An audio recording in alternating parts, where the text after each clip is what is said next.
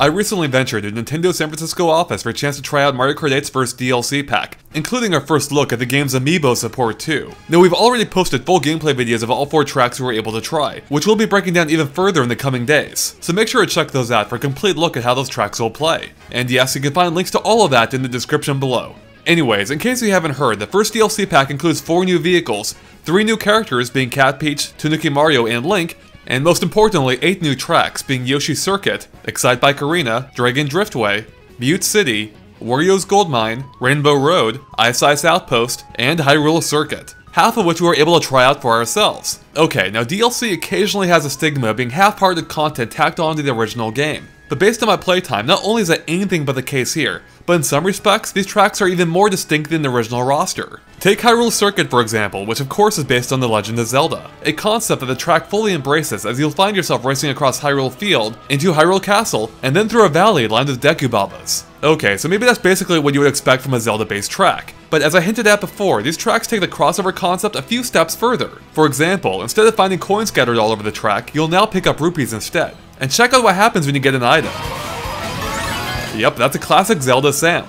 But perhaps the coolest thing is how the developers incorporated Zelda's penchant for puzzles. You see, the Master Sword in the castle hides a secret. Because if you manage to trigger the 3 diamonds in the hallway leading up to it all within a few seconds of each other, a special shortcut will open up leading right over the Master Sword.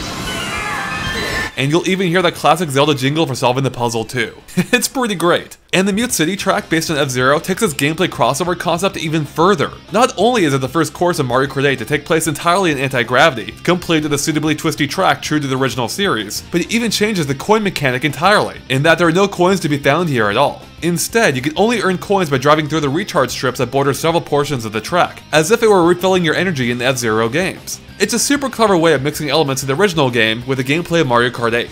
And then there's the Excitebike Arena track, which will actually change every time you race on it, with a different arrangement of hills, jumps, and other hazards being randomly moved around each time, which serves as an homage to the myriad track designs in the original game. Now besides the crossover tracks and a couple of returning retro ones, the DLC also has 2 entirely original ones more in line with the typical Mario Kart fare, such as Dragon Driftway. And the track's name doesn't lie, as you'll first enter the mouth of a giant dragon statue, which you might recognize as Gobblegut from Super Mario Galaxy 2, before racing across a scaly back for the rest of the course, as it winds through a Japanese temple and past other sites. Oh, and nearly the entire thing is in anti-gravity too. Now beyond the new tracks and characters, another new feature that will be enabled on the same day as the DLC's release is support for Amiibo figures, and you won't have to buy the DLC to take advantage of it. So here's how it works. After accessing the Amiibo option from the title screen, you'll be able to scan in any one of 10 supported Amiibo in order to unlock a costume of that character for your Mii. Which in Kirby's case means you'll net yourself this somewhat unsettling helmet design, with Kirby perpetually staring down the opponents behind you. Oh, and thankfully you won't have to rescan Amiibo every time you want to use a particular costume, as they'll be permanently unlocked for good. So altogether, I had a great time with the DLC. The new tracks are a blast to play, with a host of unique features from the original games blended seamlessly with Mario Kart 8's gameplay style. Really, the attention to detail here truly is fantastic. Even the DLC characters have been lavished with detail, such as how Tanooki Mario actually turns into a statue for one of his taunts. And you won't have to wait long to try it out for yourself, as Pack 1 of the DLC launches on November 13th for $7.99. Thanks for watching, make sure to stay tuned to GameXplain.com for more on Mario Kart 8's DLC and other things gaming as well.